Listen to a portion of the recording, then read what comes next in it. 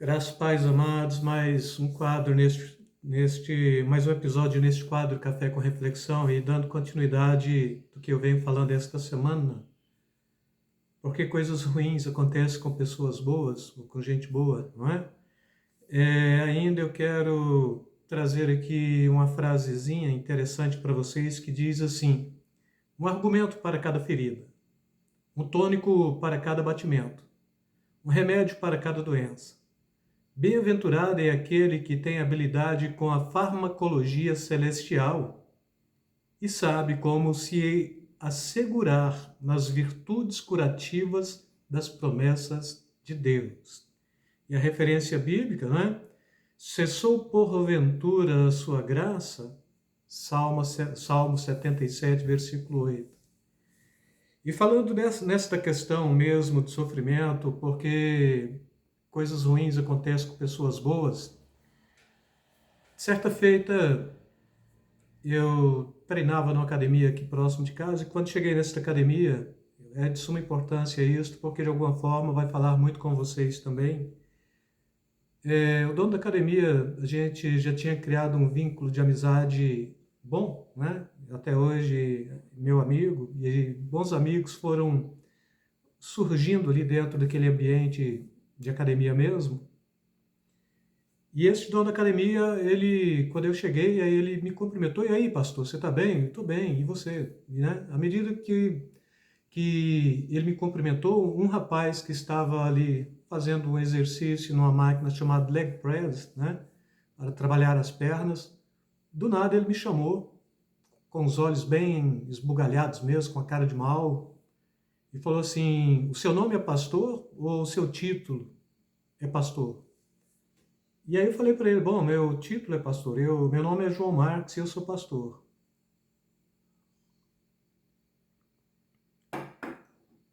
E perfeito. E de repente ele falou para mim: eu não creio em Deus. Eu falei: é? Ele falou: é. Engraçado. É uma pena, cara. E outra coisa, se de fato existe um céu, quando eu morrer, Deus vai ter que me explicar muitas coisas caso de fato ele exista. Eu falei: bom, então vamos partir do princípio. Se você não crê em Deus, Deus não vai ter que te explicar nada. E se você ainda pretende não crer, ou continuar não crendo em Deus, na sua partida deste mundo mesmo, morrendo, você vai querer pensar na possibilidade de um céu para conversar com Deus. Se você não crê em Deus, então não vai ter nem possibilidade de céu para você. E daí, provavelmente, se você não crê em Deus, você não crê em céu, você não crê em inferno, mas aí eu já estou te assegurando. Caso você, de fato, não creia em Deus, a premissa para a sua vida é o inferno, não o céu. Deus não tem que te explicar nada. Quando eu falei isso, eu chamei a atenção, a academia toda quase que parou para ouvir aquilo, né? E de repente ela falou assim: não, mas ele vai ter que me explicar algumas coisas, mas se você é pastor, você já pode começar me explicando por aqui. Tá bom. O que você queria saber, né? Caso esteja ao meu alcance, eu vou tentar conversar com você sobre isso. Falou assim: eu queria que Deus explicasse isso para mim, caso ele existisse de fato. Mas você é pastor, então, você é representante de Deus, você vai poder explicar. Por que uma criança nasce aleijada? Por que uma criança nasce no continente negro e passa fome e morre de inanição, enquanto em outro país aí, por ser rico e por ser do velho continente, Europa ou América do Norte mesmo, as crianças todas estão caminhando para o quadro de obesidade? Porque esta quantidade de gente passando fome no mundo e esta quantidade de gente tirando proveito disto no enriquecimento ilícito e assim por diante, e cada vez mais pessoas enriquecem com a tragédia dos outros, e tudo isso são questões que batem de frente, e eu não consigo crer na palavra de Deus, não consigo crer nisso que vocês chamam de palavra de Deus, que é a Bíblia Sagrada, não consigo crer que de fato exista um Deus, porque se existisse esse Deus, ele não deixaria ter aí esse distanciamento, não deixaria ter aí esta questão do continente negro padecer, um morrendo de fome, outro morrendo de tanto comer e assim por diante. ele estaria presente e ele não permitiria necessariamente que houvesse esse distanciamento das pessoas do ponto de vista disso que eu venho falando para você. E eu não concordo, porque se existe um Deus mesmo, ele tinha que intervir em cada situação para diminuir o sofrimento, para diminuir a distância, para diminuir. E foi falando, falando, falando, e quando ele terminou de falar, aí eu falei, bom, então eu vou te responder. Aí, quando ele percebeu que tinha muita gente ali, é, já parando para ouvir também, ele falou assim, não, mas eu estou treinando aqui, eu acho que não dá mais para continuar conversando, porque eu estou treinando, e você vai treinar? Eu falei, não, eu treino qualquer hora que eu chegar aqui. E você está treinando perna, então você está sentado, você não vai levantar daí mesmo? Pode continuar treinando que eu vou te falar, vou te responder. Você é casado? Aí não, mas o que isso tem a ver? Não, você só me responde, você é casado? Sim, eu sou casado. Você tem filhos? Tem. Quantos? Tenho 2 filhos. Na época, ele tinha uma filha de 15 anos e tinha um rapaz de 12 ou 13 anos. Pois é, quando você foi casar com a sua esposa, você buscou direção de Deus para saber se ela de fato era a mulher da sua vida?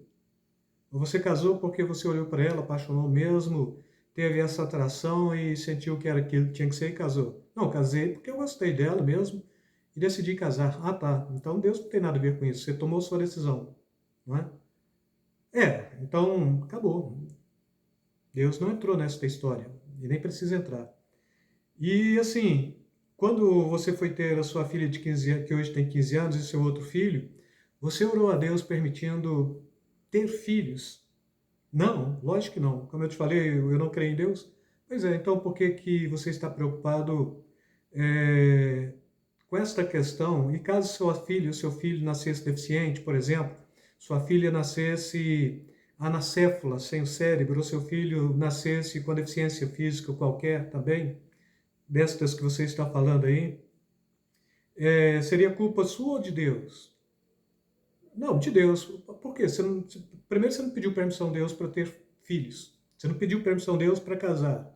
Você não pediu permissão a Deus para ter seus filhos. Eles nasceram.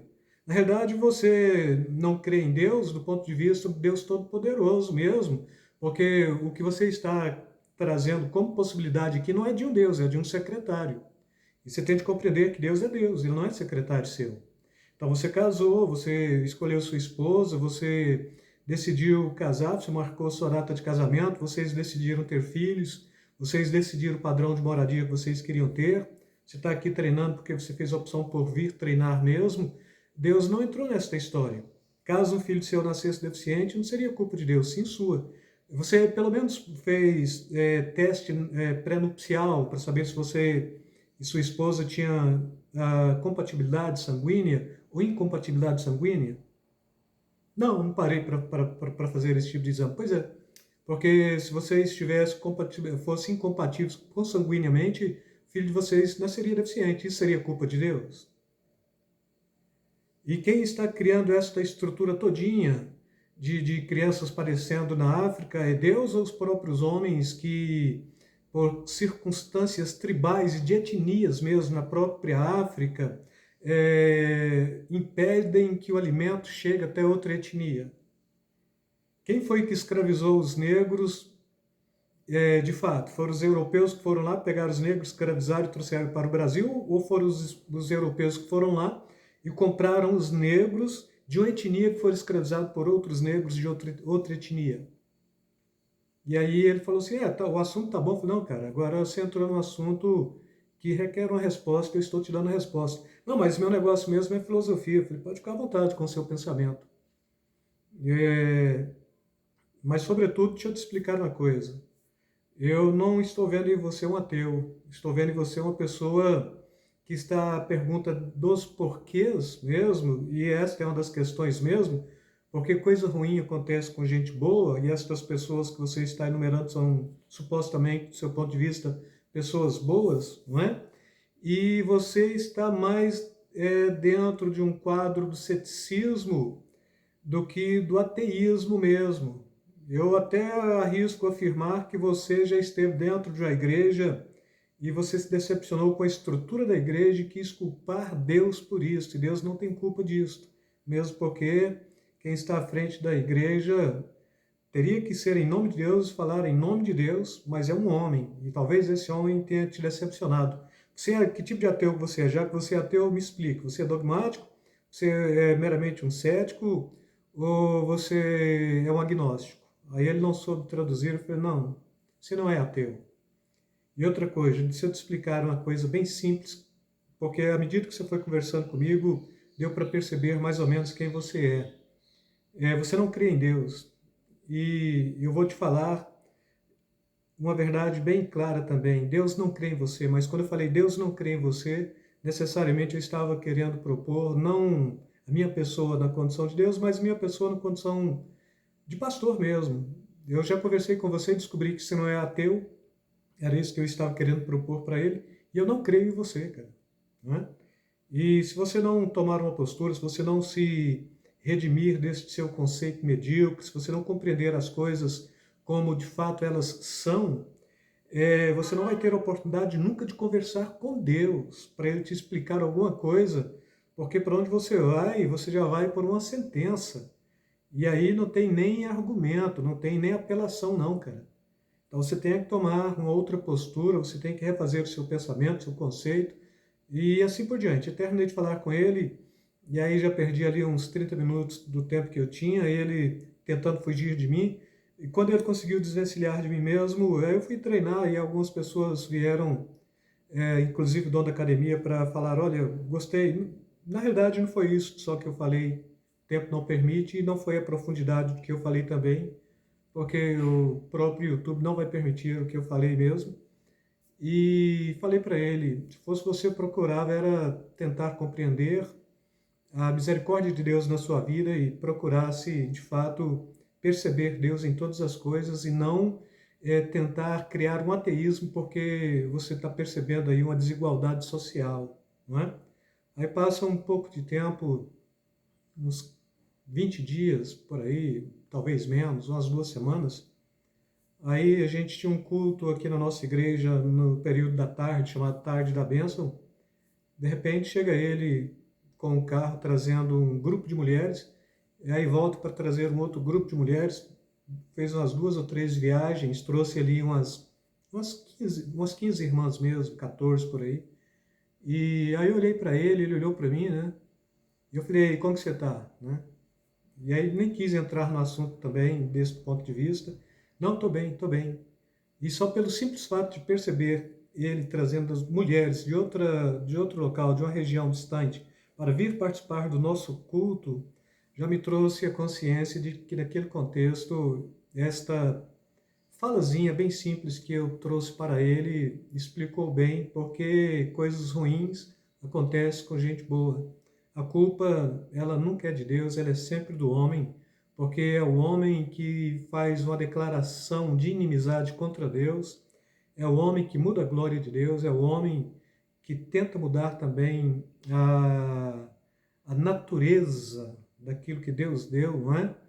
E assim por diante. Então, Deus, sempre nesse contexto, ele nunca vai ter nenhum tipo de ônus sobre suas costas, porque tudo que ele quis, e tudo que ele fez, e tudo que ele vem fazendo, é estendendo seu braço de amor, de graça, de misericórdia, para alcançar estes que sofrem e estes que estão por aí pelo caminho.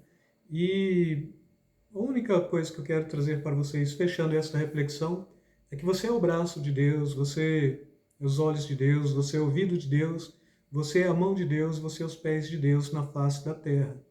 Então, não deixa o nome de Deus ser pronunciado em vão e não deixa pessoas tentarem negar a realidade da existência de Deus enquanto está nas suas mãos provar, sim, que a culpa não é deste que está negando, da ação de Deus, mas sim deste que está negando a sua ação. Amém? Com isso, quero deixar mais uma vez beijo na alma, beijo no coração de cada um de vocês. Fiquem na paz, amados.